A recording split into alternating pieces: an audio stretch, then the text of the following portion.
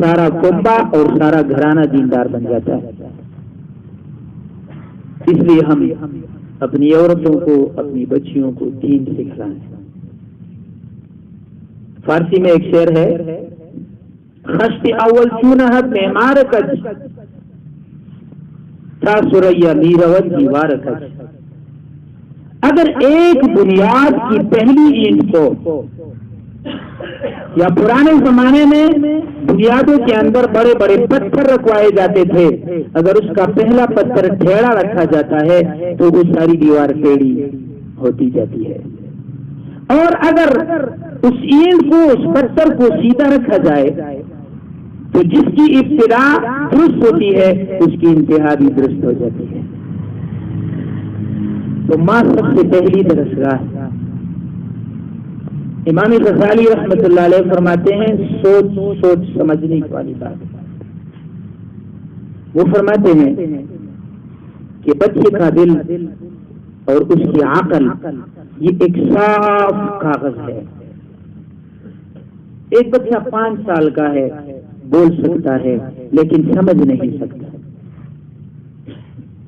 وہ فرماتے ہیں ان کے سامنے آپ فضول بات نہ کریں، اگرچہ وہ چھوٹا ہے۔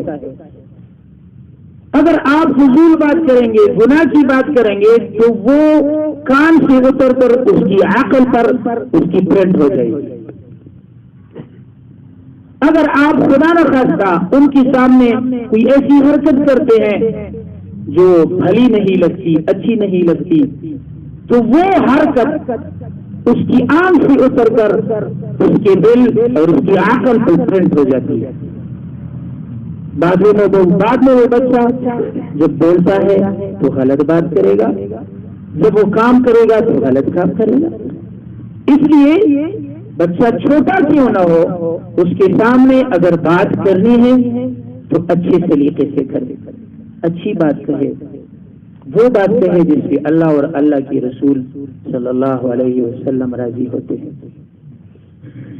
اس لیے ماں اور عورت وہ ذات ہے کہ اس کے حقوق مرد سے بھی زیادہ ہیں، اور یہ عورت مرد کے مد مقابل جا کے نبی تک بن سکتی ہیں، ولیہ تک بن سکتی ہیں، اور پھر وہی عورت جو کم ہمت ہے، جو کمزور ہے، وہ بڑے بڑے لوگوں کو تربیت دیتی ہے۔ بخاری شریف میں 3 حدیث ہے، حضور صلی اللہ علیہ وسلم غار حرا میں تشریف فرما تھے۔ خدیجۃ الکبریٰ رضی اللہ تعالی عنہا وہ فرماتی ہیں کہ آپ صلی اللہ علیہ وسلم پر وحی اترنے سے پہلے کان یتعبد اللیالی فی غار حرا، غار حرا میں تشریف لے جاتے تھے، کچھ کھانے کے لیے توشہ ہاتھ میں تھا، اور وہاں اللہ کی عبادت کرتے تھے خلوت میں بیٹھ کر۔ یہ وحی سے پہلی کی بات ہے۔ جب جبریل علیہ السلام اپنی اصلی شکل میں تشریف لائے تو چونکہ ان کی شکل مبارک ایسی تھی کہ سر آسمان سے لگ رہا تھا اور ان کے پیر مبارک زمین پر تھے، ان کا ایک مونڈا شمال میں، دوسرا مونڈا جنوب میں، اور سینہ اور چھاتی مشرق مغرب میں پھیلا ہوا تھا، آسمان کے پورے خلا کو بھر دیا تھا۔ 2 دفعہ حضور صلی اللہ علیہ وسلم نے جبریل علیہ السلام کو اپنی اصلی شکل میں دیکھا ہے۔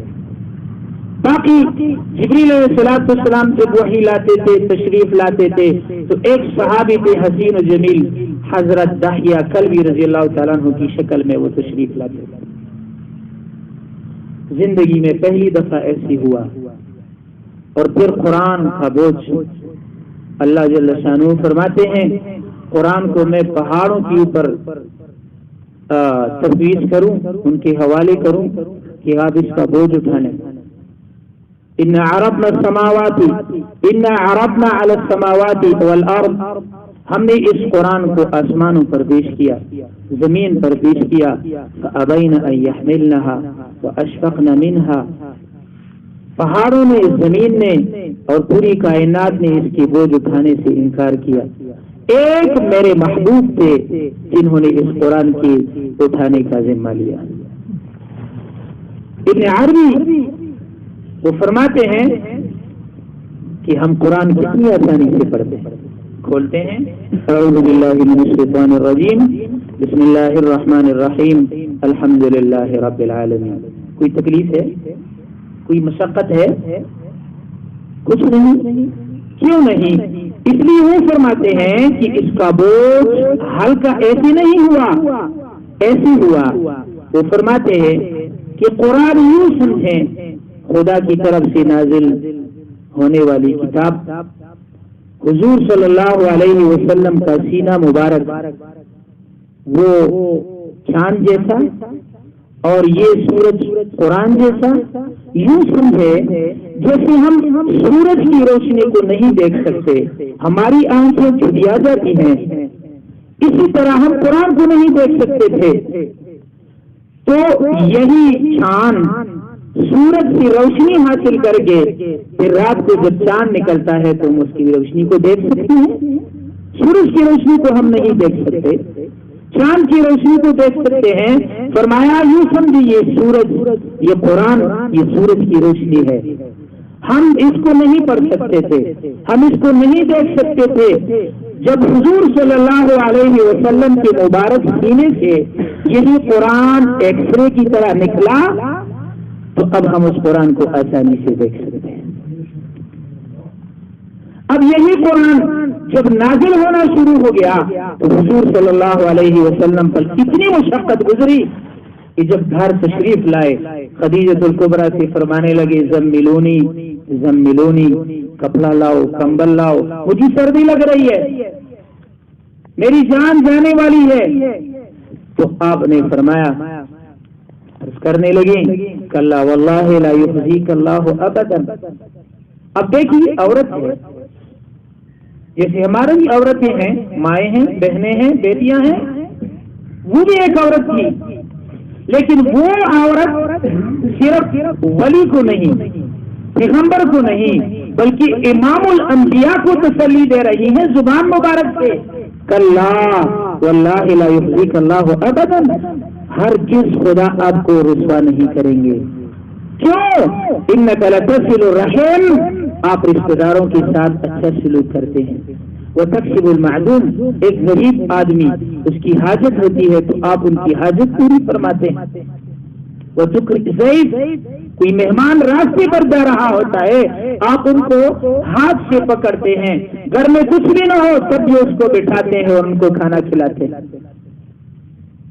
وتعین علی نوائب الحق، کوئی بھی کام کرتے ہیں تو حق ہی حق ہوتا ہے، کبھی باطل کا ساتھ نہیں دیتے۔ زبان سے تسلی دی، ایک عورت ہے اور امام الانبیاء کو تسلی دے رہی ہے، تو کیا وہ یہ کمال کی بات نہیں؟ حضور صلی اللہ علیہ وسلم کو تسلی دینا زبان سے یہ بہت بڑی بات ہے، پھر آپ نے ہاتھ مبارک سے پکڑا۔ اب عملی طور پر تسلی دیتی ہیں کہ چلو میرے چچا زاد بھائی ہیں ورقہ بن نوفل جو کٹر عیسائی تھے، تورات، زبور، انجیل کے سب سے بڑے عالم، 100 سال سے اوپر عمر، اور وہاں دوڑ دوڑ کے لے گئے، کہنے لگی کہ یہ آپ کا بھتیجا کیا کہتے ہیں، ان سے پوچھیے۔ تو انہوں نے پوچھا یبن اخی ھذا ترى، اے میرے بھتیجی آپ کو کیا نظر آتا ہے؟ انہوں نے سارا واقعہ سنایا کہ جبریل آئے تھے علیہ السلام اور مجھے فرمایا اقرا، پڑھو۔ میں عرض کرنے لگا ما انا بقارئ، میں تو مجھے تو لکھنا پڑھنا نہیں آتا۔ پھر فرمایا اقرا، میں نے پھر عرض کیا ما انا بقارئ، میں نے کچھ پڑھا نہیں۔ 3 دفعہ جب انہوں نے فرمایا، آخری دفعہ میں نے عرض کیا، میں نے کہا کہ میں نہیں پڑھ سکتا، مجھے سینے سے لگایا اور پیچھا اور زور دیا اور فرمایا اقرا، میں نے اللہ کے حکم سے، اللہ کی برکت سے قرآن پڑھنا شروع کر دیا۔ سارا واقعہ سنایا، جبریل علیہ السلام کے بارے میں ورقہ بن نوفل نے کہا یہ وہی فرشتہ ہے، وہی ناقوس ہے۔ ناقوس عبرانی زبان میں اس وقت فرشتے کو کہا کرتے تھے، یہ وہی ناقوس ہے جو موسیٰ علیہ السلام پر تورات لائے تھے، یہ وہی ناقوس ہے جو عیسیٰ علیہ السلام پر انجیل لائے تھے، یہ وہی ناقوس ہے جو داؤد علیہ السلام پر زبور لا چکے تھے۔ اور ابشر ابشر، آپ کے لیے خوشخبری ہے کہ آپ اس امت کے آخری پیغمبر ہوں گے صلی اللہ علیہ وسلم۔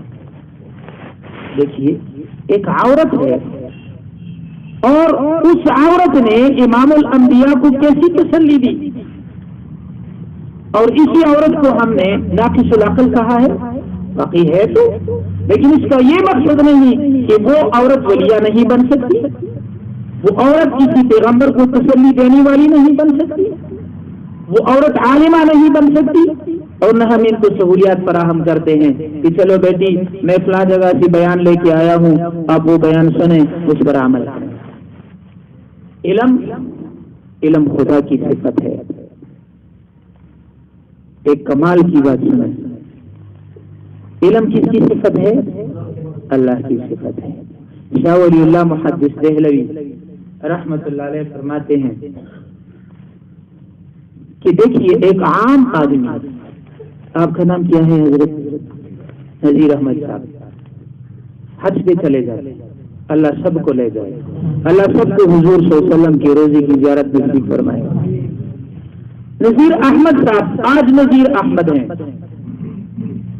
حج پہ چلے جاتے ہیں، جب حج سے واپس آتے ہیں تو مدینے کے نام میں اتنا پاور ہے اور اتنی طاقت ہے، اور مکے کے نام میں اتنی طاقت ہے کہ وہ نام اس کے نام پہ چھڑ جاتا ہے، نذیر احمد ختم ہو جاتا ہے، اور بیت اللہ کا نام اس پہ چھڑ کے اس کو حاجی صاحب کا کہتے ہیں۔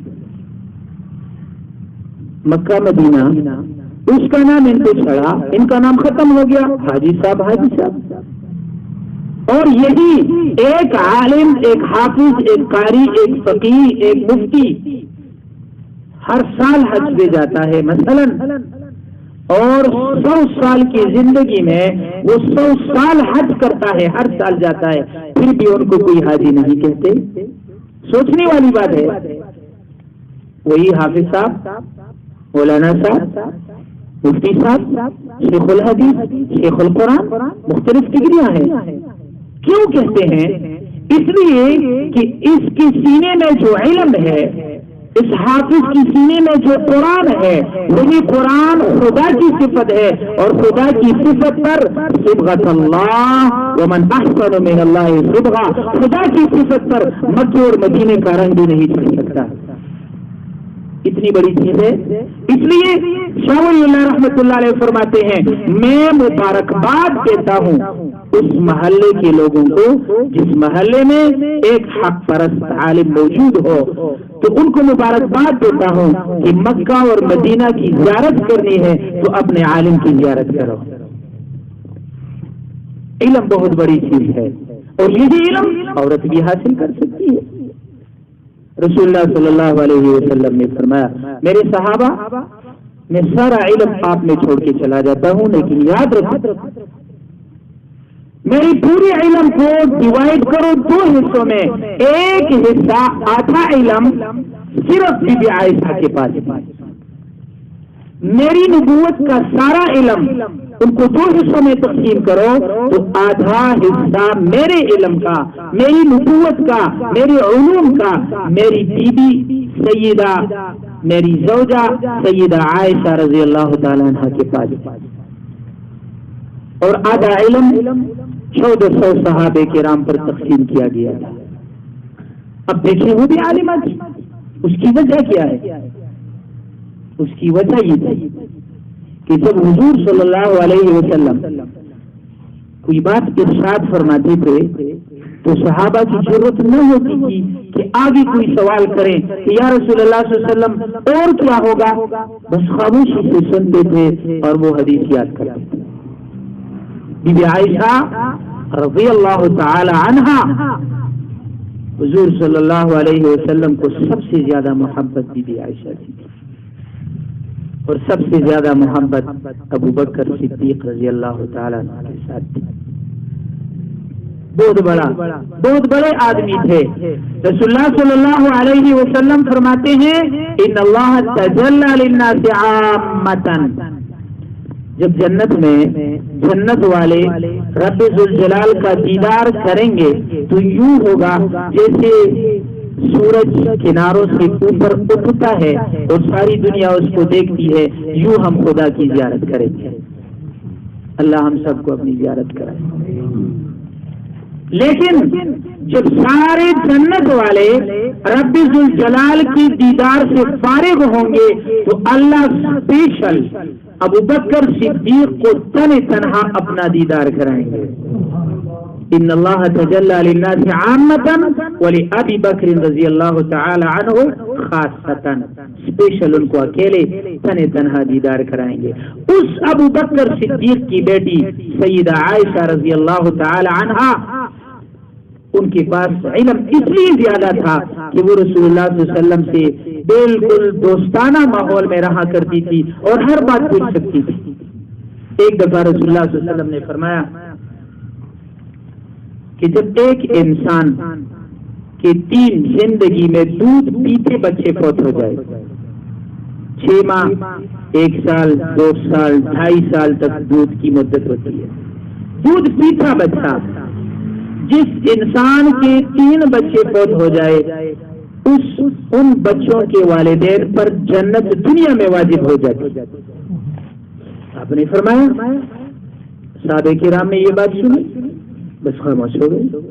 جب آپ صلی اللہ علیہ وسلم تشریف لائے اور گھر میں یہ بات بیان فرمائی تو عائشہ رضی اللہ تعالی عنہا نے عرض کی، یا رسول اللہ